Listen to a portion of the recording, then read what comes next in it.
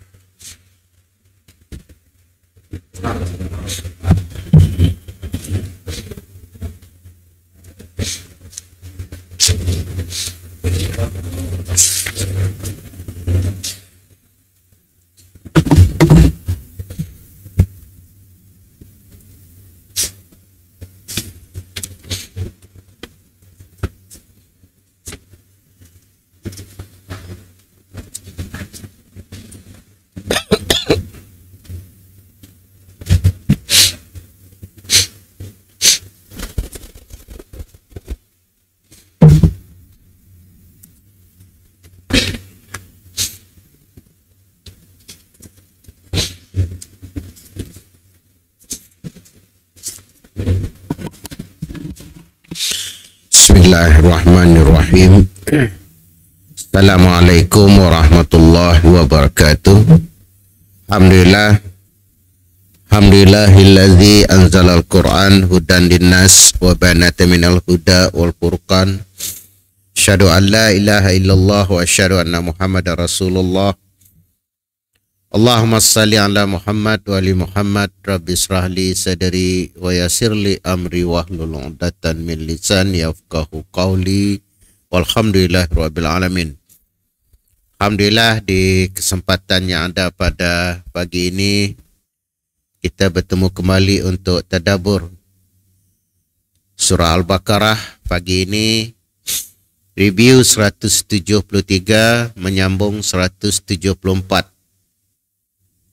Secara umumnya ayat berkenaan dengan tatanan dan tuntunan di dalam kehidupan seorang mukmin itu sendiri, menyangkut tentang pemakanan halal haram itu sendiri. Dan ketika Allah meletakkan ini sebagai suatu peraturan bagi kita yang beriman, kita akur. Sebab secara legislatif menentukan hak itu adalah hak Allah. Ya. Kita sebagai seorang khalifah di bumi, kita pada posisi eksekutif, melaksanakan aja. Ya. Ayat 173 dengan 174 ini dia berhubung kait. Kita review di 173. Auzubillahi minasyaitanirrajim. Bismillahirrahmanirrahim. Ya ayyuhallazina amanu kulu min thayyibatin ma razaqnakum waskuru lillahi in kuntum iyyahu ta'budun. Wahai orang-orang yang beriman, makanlah dari rezeki yang baik-baik yang kami berikan kepadamu, dan bersyukurlah kepada Allah jika benar-benar hanya kepadanya kamu menyembah. Hubung kait antara makan, bersyukur, dan ibadah. Itu 3 poin penting. Makan melahirkan syukur kerana tahu diri bahawa segalanya dari Allah. Dengan kita mengamati Allah sebagai Ar-Razzaq, pemberi rezeki. Kalau kita tahu diri bahawa kita disediakan segalanya. Kalau dalam Al-Baqarah di 21, 22, 22 itu, kami hamparkan bumi ini untuk kamu, kami tumbuhkan daripadanya tanam-tanaman, buah-buahan, dan kami kurniakan apa yang di langit dan di bumi. Bayangkan. Dari atas sampai ke bawah kita turun, sampai ke perut bumi. Allah dah sediakan untuk kita. Dan ketika dikatakan kenapa harus bersyukur itu sendiri, kita pernah minta Allah memberi dan Allah nyedia semuanya. Okay? Dan umat terdahulu, contohnya umat Bani Israel, dannya lagi unik. Bukan aja yang dari bumi, yang dari langit pun bahasa kampung saya madah betup guguk. Mana wasalwa. Okay. Ya pun masih juga si pernah puas hati. Katakan kami si bersabar dengan apa yang diberikan itu. Lalu Nabi Musa kata memang bahasa kita tu si pandai bersyukur. Okay. Bab Nabi Musa madah ialah terbaik makanan yang diberi. Bab ada istilah bahasa kita 3 in 1. Kalau istilah kita 3 in 1, itulah Allah yang terbaik semua dibagikan. Untuk kita umat Nabi Muhammad ini sendiri dikatakan di sini, pertama makanan itu dikatakan sebab dia memanggil kaedah ya ayyuhallazina amanu, halal sih disebut. Itu beza ayat sebelumnya. Halal sih disebut. Apa sebab? Orang beriman confirm mengambil yang halal. Tapi langsung kepada kulu min thayyibatin. Makanlah yang baik-baik. Kita pun ajak faham, dah saya jelas. Biasanya baik itu apa? Untuk diri kita ini sendiri, bukan untuk Allah. Dalam arti kata, Allah dah beri itu semua, suruh kita milih. Dan kita sih dapat menafikan mun yang lain diberikan oleh Allah. Contohnya, mundah biawak sih boleh dimakan. Ada baiknya yang lain. Tapi ini yang terbaik ni untuk makan. Kalau biawak baiknya apa? Kulitnya. Dan kalau mau mengkaji lebih dalam, setiap yang Allah beri itu, ini ada rahsia-rahsia tersendiri yang kita kadang-kadang sih tahu. Nyamuk nyakit, tapi ada baiknya. Lalat sih bagus, tapi ada baiknya. Cuma kita nak kaji sia, ya kita sih dapat nak leka ke sia lah. Okey. Ini tentang, dan dikatakan bersyukur dan ibadah kepada Allah meletakkan posisi kita. Orang bersyukur tahu diri. Orang yang beribadah pandai ngengkah diri. Pakai bahasa kampung. Mudah bersyukur aku tu hamba Allah. Buatlah macam ni aku tu hamba Allah. Kita sih minta ya Allah dan beri yang di langit dan di bumi. Seterusnya Allah detailkan. Allah detailkan apa yang menyangkut tentang makanan ini sendiri. Dijelaskan di ayat yang seterusnya. Innama harrama alaikumul maitata waddama walahmal hinzir wa ma uhilla bihi li ghairillah famanit turra ghaira baghin wala adin fala ismun alaih innallaha ghafurur rahim.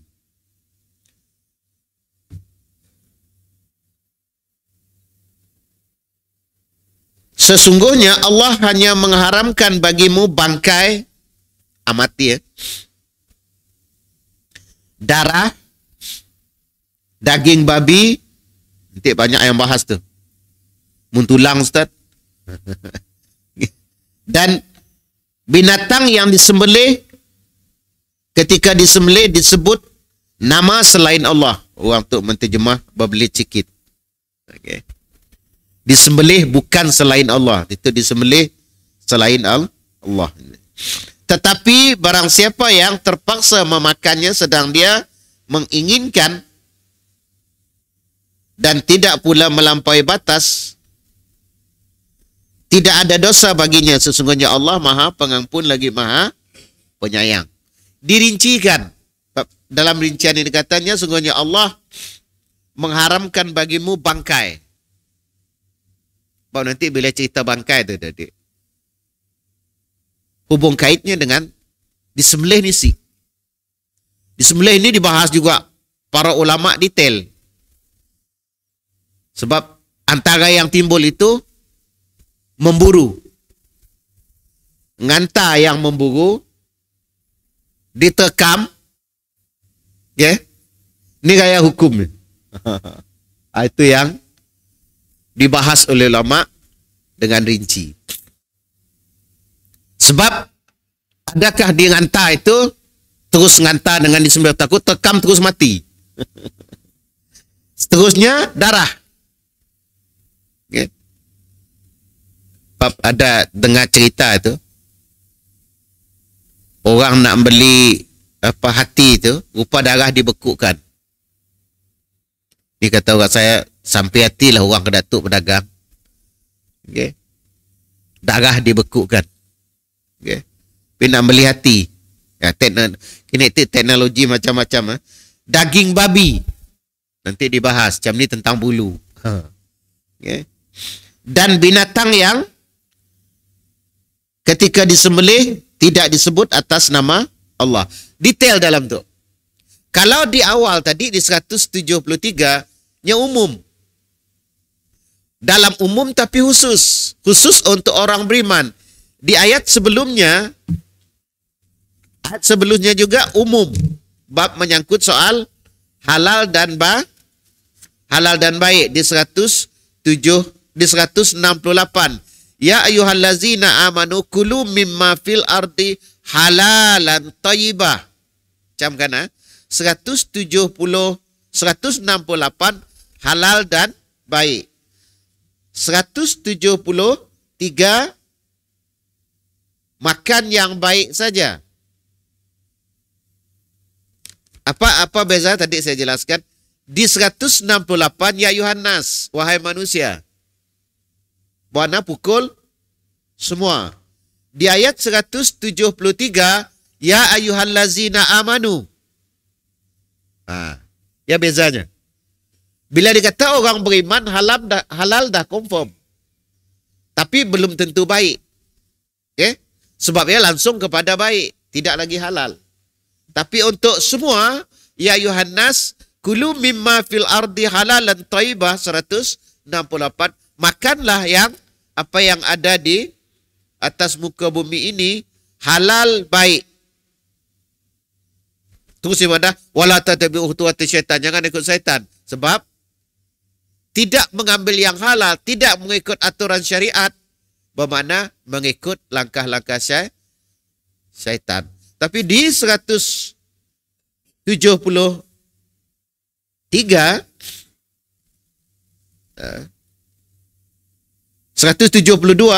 dikatakan terus yang baik. Makan ya wahai ya ayyuhallazi na amanu, wahai orang-orang beriman, makanlah yang baik-baik.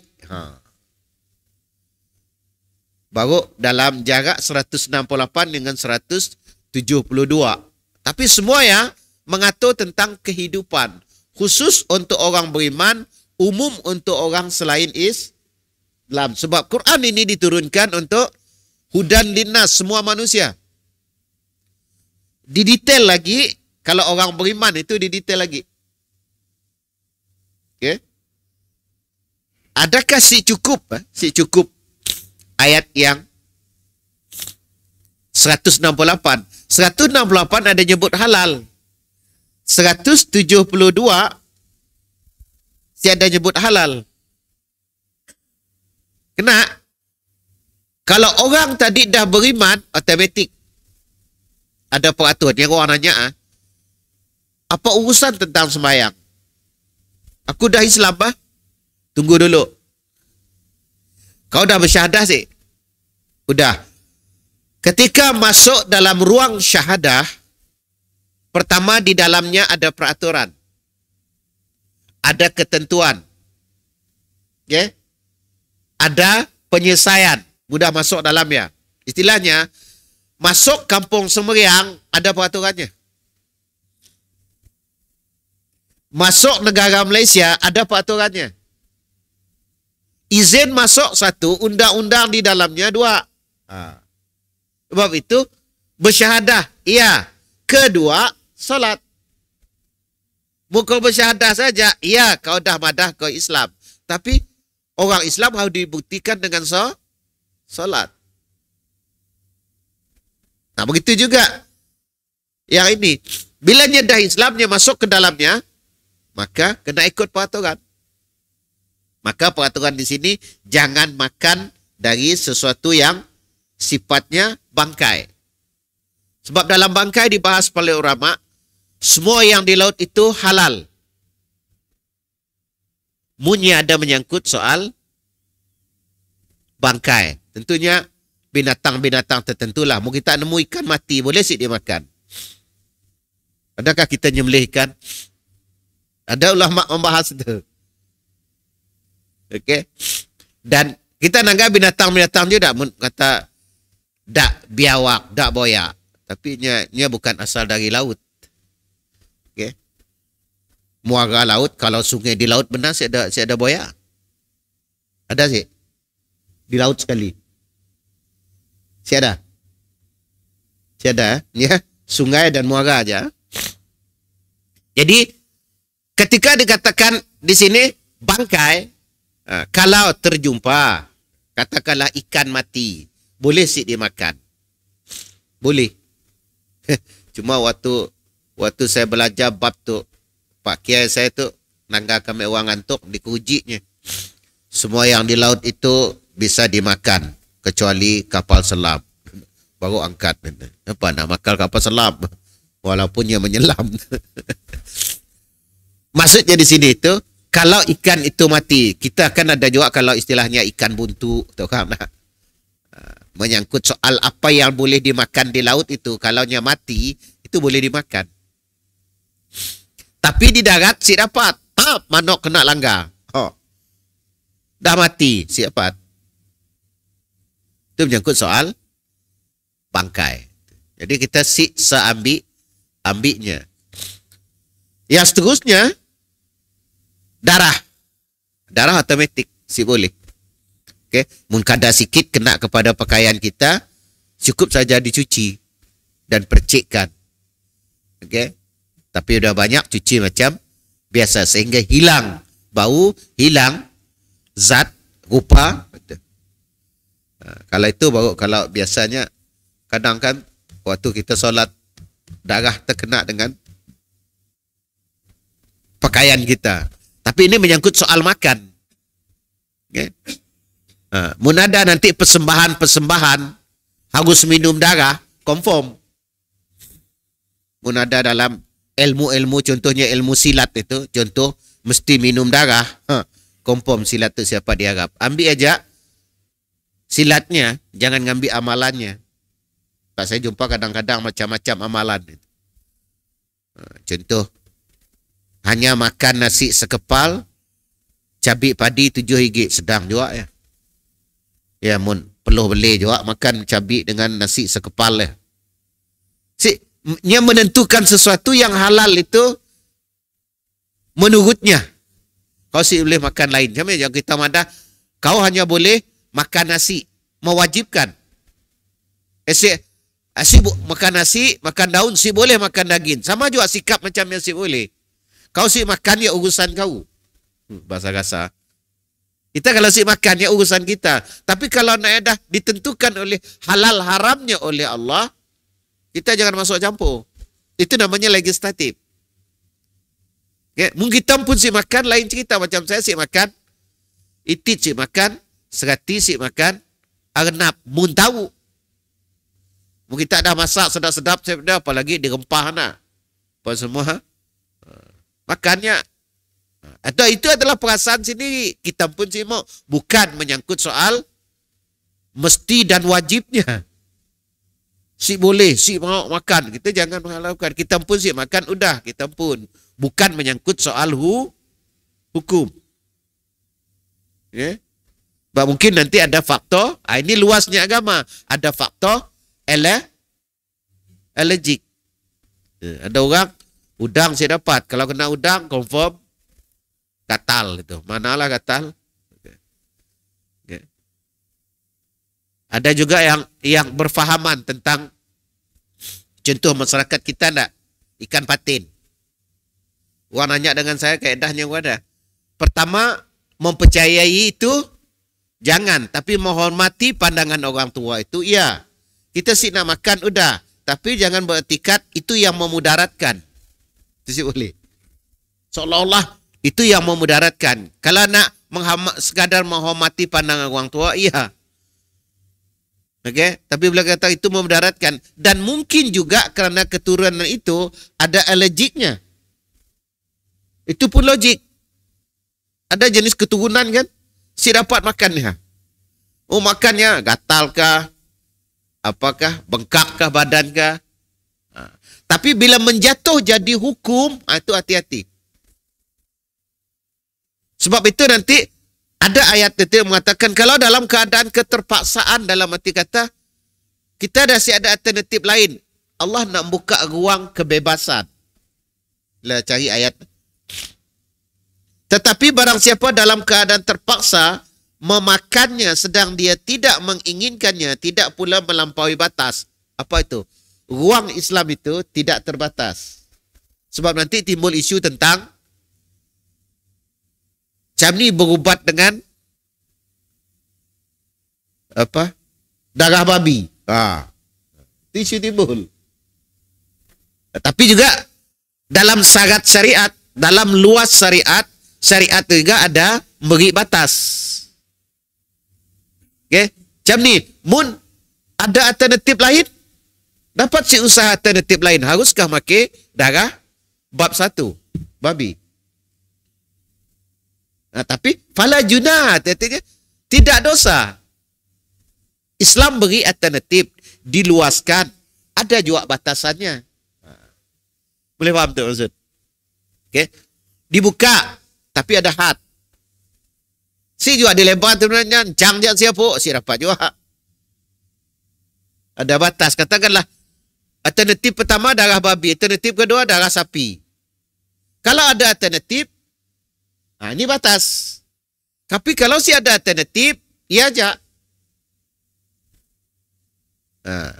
So itu Islam. Nanti bersifat solusi. Menyelesaikan masalah sesuatu. Dia si kaku. Kata almarhum Yusuf Qaradawi itu, kata, sabat wal murunah. Islam itu bersifat rigid dan fleksibel. Macam ni saya nak terjemah. Ini terjemah deh. Rigid dan fleksibel. Tapi faham? Bahasa Arab, sabat wal murunah. Sabat itu kukuh, tetap. Murunah itu anjal. Boleh fleksi. Boleh dinamik. Bahasa Arab tu ya, kadang-kadang saya mula sabat bermakna yakni tu kokoh, si dapat digaguh-gugat. Tapi dalam masa yang sama dia boleh haram, tapi dalam masa tertentu si hal. Andai kata darurat. Macam sekarang yang ancal itu Yusuf Qaradawi ketika isu tentang riba. Macam ni kita sekarang, lapat si lerak lagi daripada riba. Maka kita guna kaedah dalam keadaan situasi pertama, sistem kita si dapat dirubah di sia. Masih perlu dakwah yang terus berterus. Kita si dapat lagi riba. Ada sebagian ulama kata, si dapat, ni dapat. Riba tetap haram. Ini raya. Dapat si kita di Malaysia lagi riba. Yang beli rumah, yang beli kereta, PTPTN pun. Kan? Sebab itu fala junahan. Ayat fala ismun alaihin. Sebagian ayat fala junahan. Pada situ ada fala ismun alaihin. Tidak ada dosa baginya. Ketika keadaan-keadaan tertentu dalam keadaan keterpaksaan. Itu. Baru Allah memberitahu innallaha ghafurur rahim. Coba kita lihat bagaimana penafsiran As-Sa'di. Saya baca direct dari kitab. 173. Ketika Allah menyebut bolehlah hal-hal yang baik, disebutkan haramnya hal-hal kotor, keji. Okay? Innama harama alaikul mait. Sungguhnya Allah mengharamkan bagimu bangkai, iaitu binatang yang mati tanpa disembelih secara syar'i. Kerana bangkai itu kotor dan berbahaya. Sekarang timbul isu syar'i. larangan Allah pasti ada sebab musabab. Baik itu nanti bila Allah melarang segala sesuatu, kita jangan bangkang. Untuk orang beriman mudah aja. Mun Allah larang, aku aja. Apa di sebalik, itu cerita lain. Sahabat-sahabat Rasulullah disebut sebagai suratul ijabah, cepat respon. Bila diperintah haram, nyesi soalkan. Terus ya, di sebalik itu, dalam tafsir ini dikatakan, di sebalik itu pasti ada. Maka di situ dikatakan, kotor berbahaya. Kerana kejelekan zatnya, untuk bahasa Indonesia terjemahan, ketidakbaikan barang yang pun. Pada asalnya, bila dah jadi bangkai, tentulah dah masalah. Ya. Dan nanya dengan saya macam ni, dia jadi buntu Ustaz. Ikan gonjeng buntu, ikan pirang buntu. Kena dikaji, dah ada kuman sih belum. Tapi kalau dah jadi pekasam tu, itu lain lagi proses. Saya siapa nak bahas itu. Sebab itu dah menyebut apa? Fragmentasi. Sebab dalam fragmentasi itu sendiri, kajian sains, kalau buah di fragment ada baiknya. Bawang di fragment ada baiknya. Okay? Bawang putih kalau di fragment itu diperam semalaman, airnya dipinum pagi, itu ada baiknya. Itu fragmentasi, seolah-olah nak dibusukkan. Fragmentasi ya. Dan kerana majoriti bangkai itu adalah dari penyakit, sehingga menambahkan penyakit. Jadi kita ambil hikmah di situ. Larangan itu ada sebab musababnya. Mungkin kita nemu apa sebab musababnya, jangan bangkang. Oh, terus kasar terus. Jangan lawan hukum Allah. Bila jangan tu. Aku ajalah.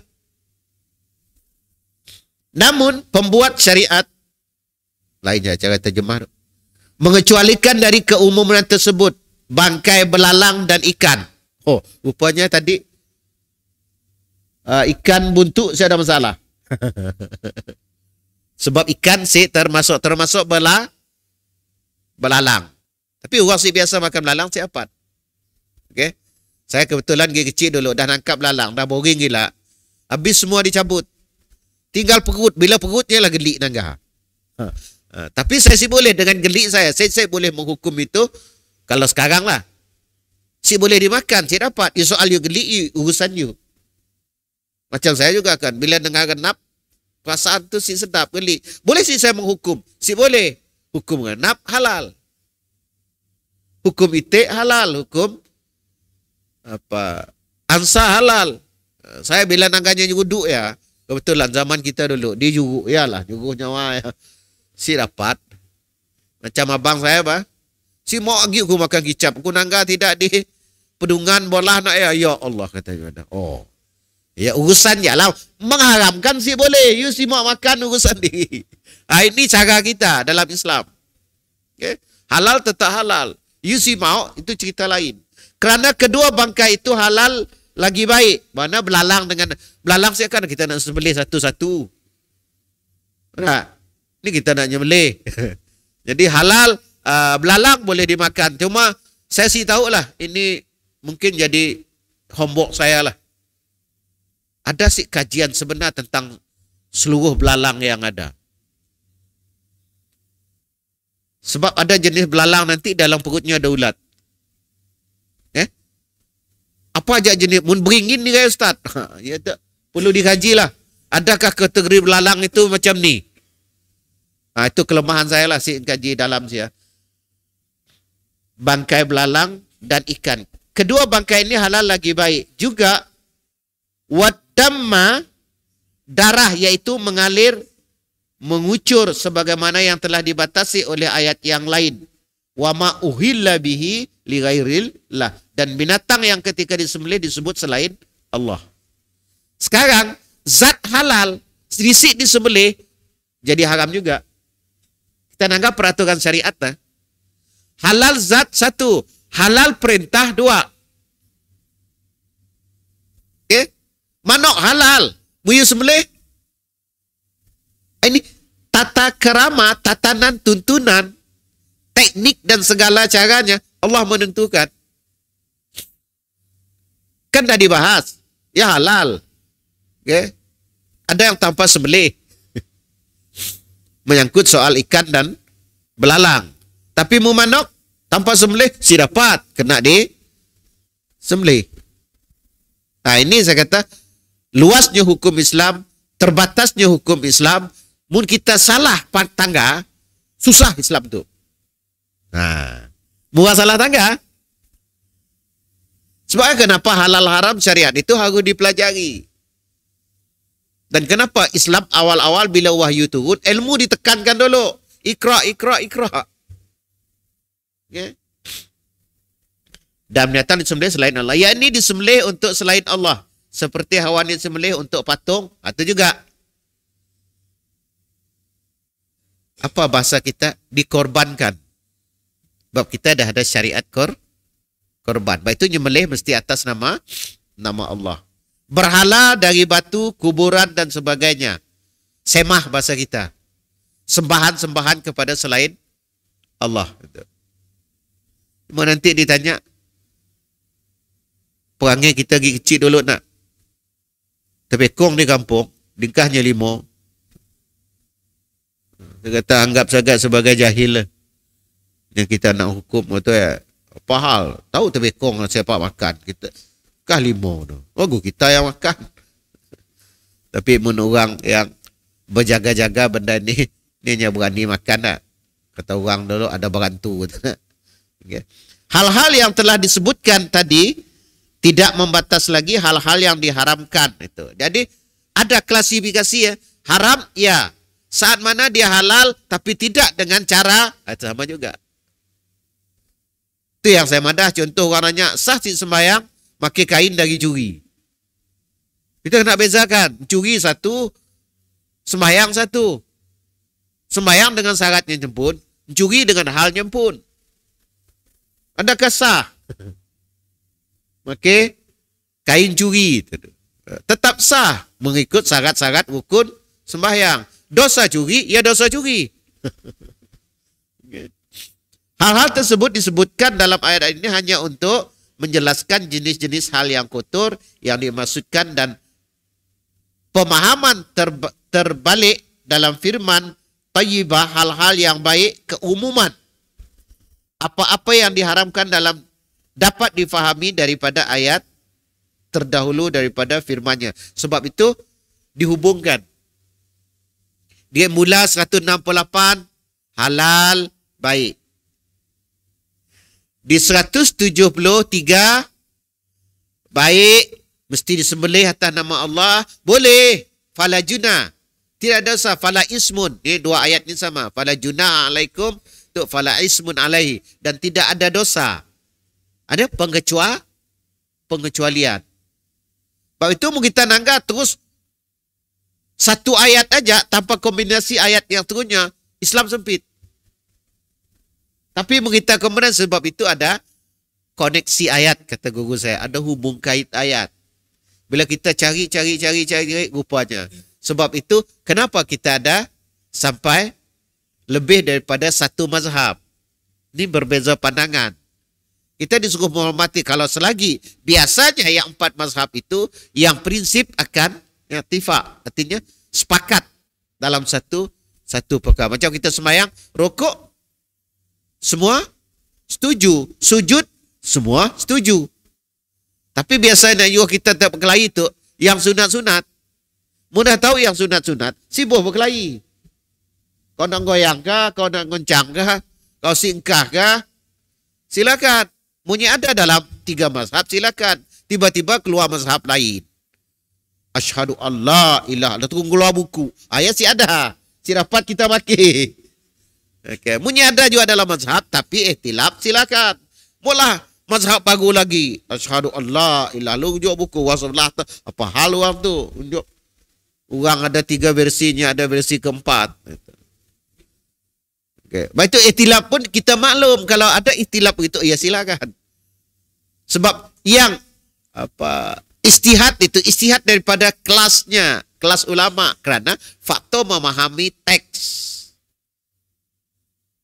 Teks, situasi dan sebab itu bila ulama itu kena ulama zamannya. Ulama zamannya situasinya lain. Ulama zaman tu situasinya lain. Kena waktu yang keras. Memang waktunya lahir zaman perang. Jadi kalau nya keras mengeluarkan sesuatu, situasi yang nya hadapi. Saya cerita tentang saya belajar dengan Nembiak Moro. Nembiak Moro dengan Nembiak Melayu nak bertentang terus. Nembiak Moro kita tegur sikit. Tu nak berbuku terus. Pelik dah ajak orang tu. Baru tinjak selepa aja. Apa masalahnya injak selepa? Sebabnya alamnya alam apa? Alam perang. Pulangnya di sini. Nak main M16 mah. Berhadapan dengan kerajaan. Jadi rak-rak nak. Keluar ni ada kita. Mikul tandan pisang nak tandan nionya. Mikul M16. Ni sama. Kita paling yang kita buru pun dah tupi. Maknanya ni buru berlawan dengan. Ini situasi-situasi. Contoh ulama-ulama zamannya melawan penjajah. Jadi kadang-kadang fatwanya keras. Sebab situasinya. Jangan kita bawa sama dengan yang sekarang. Sebab itu kita menggunakan kaedah maklum sebab zamannya. Macam kita boleh sih nganak bapak dia. Ya, nak bapak ada apa belajar. Ya, jangan ditahu dulu. Jangan nganak zamannya. Banyak si ustaz-ustaz. Banyak si guru-guru. Sebab ya zamannya yang lahir berzanji, berzikir, mukadab, terandum si berapa. Buat mu waktu ya dah sikit aja lagu up ya dah kori dah. Kita si dapat nganok zamannya. Itu kami orang di hikmah selalu saya madah. Apa hal tu banyak kes murtad terjadi lepas pengislaman tu? Tunggulah pok. Dannya dah diislamkan, kita yang nerus. Mun ada masalah, dannya dah selesai urusan dengan Allah, dannya dah mengislamkan. Datang kita yang muda tu, saya tu arah. Yang muda tu ngatur. Mun pergi ke hutan, orang tua kita dah merimbak, kita apa? Tinggal catat saja dahan dan kayu nak. Nunuk, ngalus. Sebelum apa main rimbak, main tinggal kita aja. Tunggu dulu zamannya enggak sempat merimbak, pas ya meninggal. Jangan nganuk. Saya dalam dakwah suka nganuk generasi baru ini. Apa ditinggal tu, tunggu dulu. Tangga masalahnya. Jadi kita seolah-olah meremehkan amal-amal orang terdahulu. Sebab saya pengalaman sendiri itu. Saya nak belajar berzanji itu. Berikat di pokok pedada, berdayung itu. Nak pergi berzanji itu. Ini itu. Si perlu duduk dalam rumah aja. Makin seluar pendek pun dapat belajar berzanji online. Kan? Sama kan? Si sama. Sebab itu ada bab saya kalau dalam online tu saya kata si dapat online juga. Bahawa orang air Coca-Cola di depan, makin seluar pendek, belajar buku Iqra. Memang Iqra bukan Quran. Makin seluar pendek duduk kusian. Yang online, situ okey lah bertopi. Kuan hanya hukum, jangan dihukum lah. Nya dah belajar, tu dah apa dihukum-hukum. Okay. Ini resiko zaman moden ini. Sebab itu kena juga menghadap guru.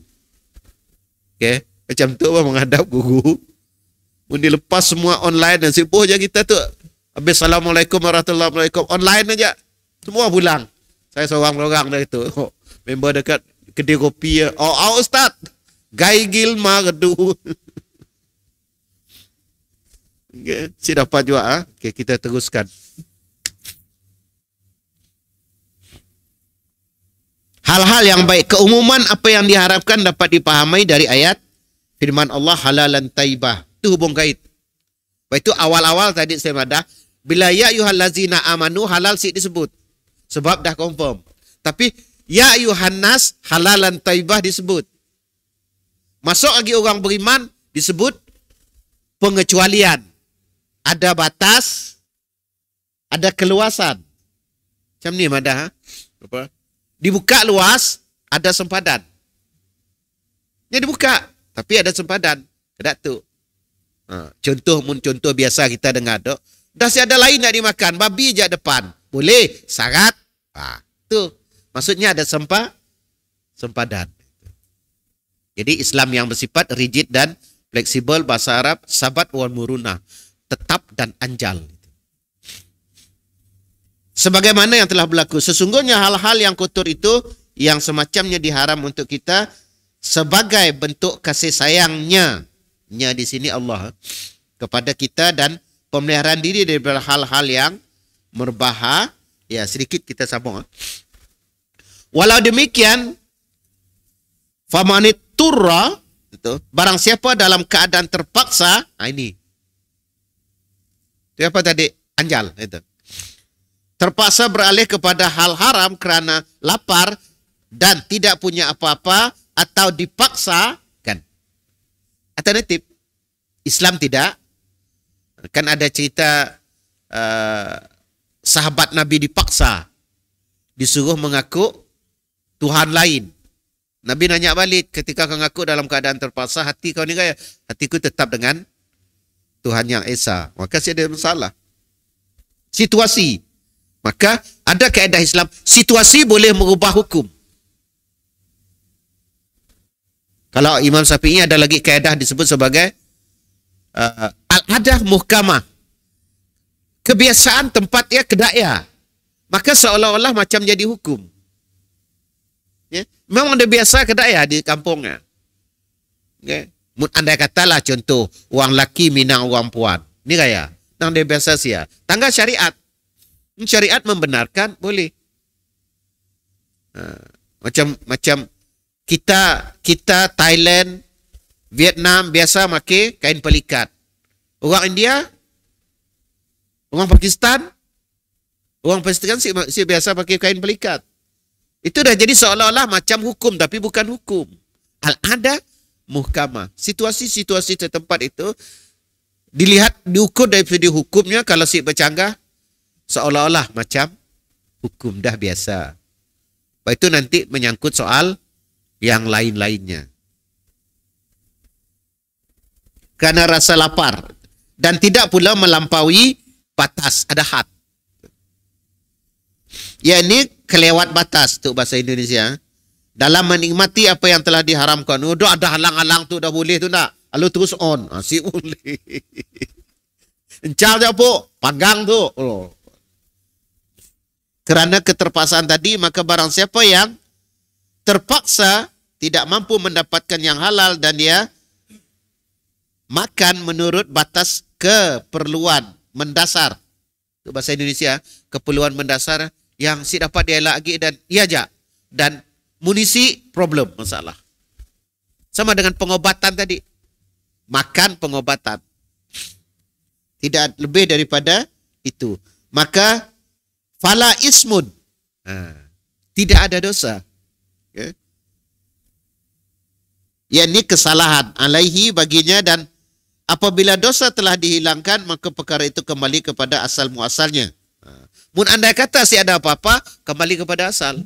Si akan jadi haram. Dan manusia dalam kondisi seperti ini diperintah untuk makan, bahkan dilarang untuk mencelakakan dirinya atau membunuh dirinya. Masuk di situ dalam membunuh diri. Kembali kepada kaedah hukum. Fala taqtulu anfusakum. Janganlah membunuh diri kamu sendiri. Tapi kadang orang luar kan anggap kita tu si puasa aja dia kata membunuh diri. Ayo, lu tidak makan, tidak minum, ayo, mati yo. Benar-benar nak. Ni ada kita bunuh diri. Okey? Jadi seolah-olah bunuh diri. Apa itu macam agama? Kasih tak makan, mana macam boleh hidup? Itu orang jahil, jangan dia noknya. Lu ni saya. Jangan macamnya. Okey. Mungkin nak terang kelakar secara saintifik dengannya. Orangnya kalau si makan sekadar 3-4 hari, si mati.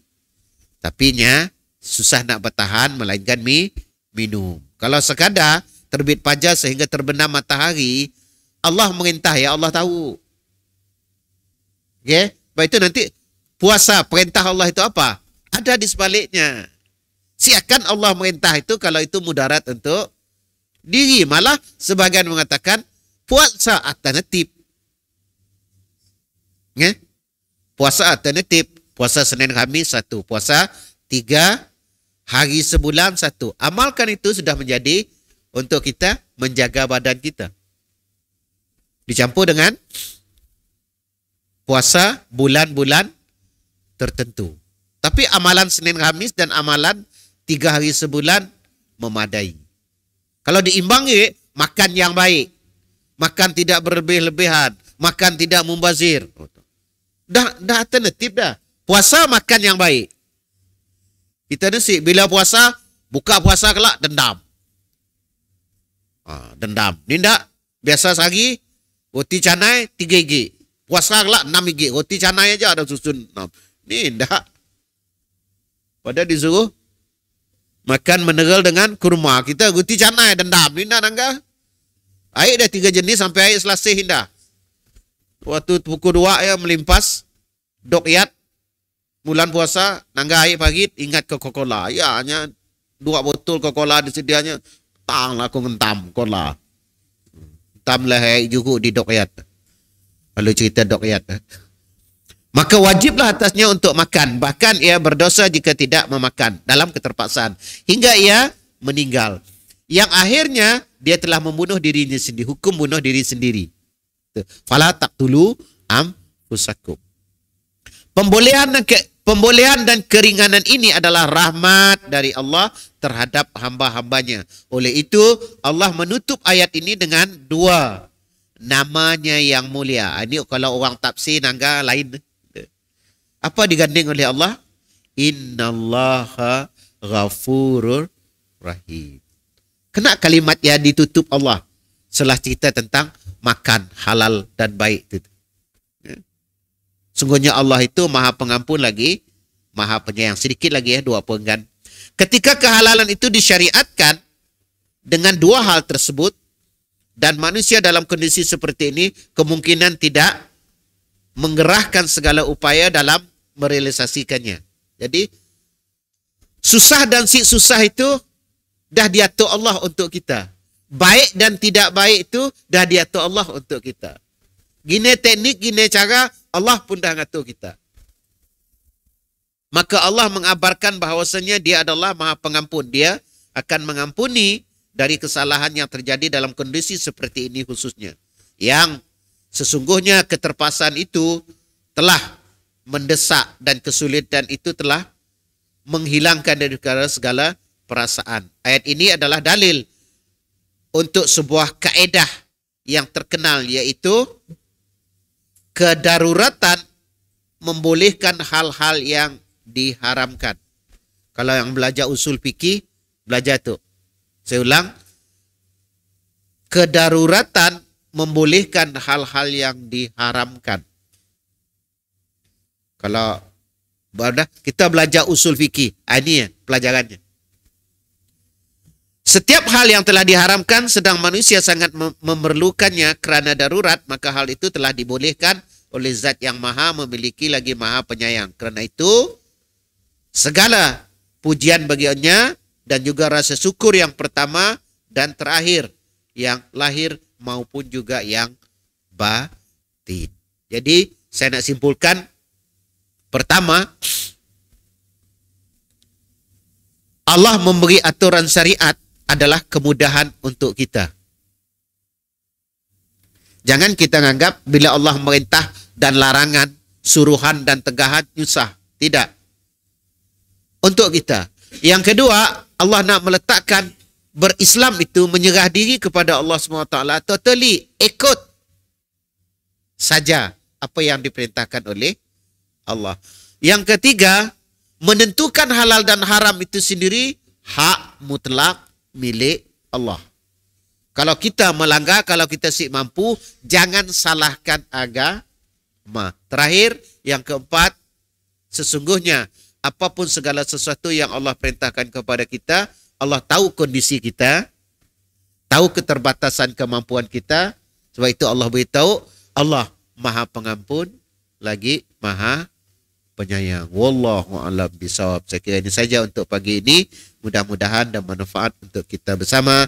Sebelum saya akhiri, saya ucapkan terima kasih atas perhatian. Mohon maaf atas kekurangan. Wabillahi taufiq wa hidayah. Assalamualaikum warahmatullahi wabarakatuh.